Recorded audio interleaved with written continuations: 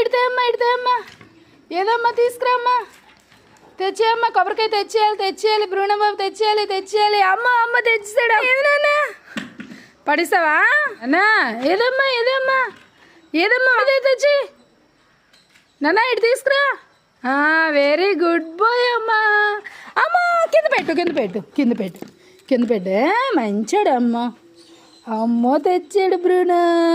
అమ్మి మాట వింటాడు అమ్మ నా చిన్న కొడుకు బంగారం అమ్మ కాలు తగిలేస్తుందిరా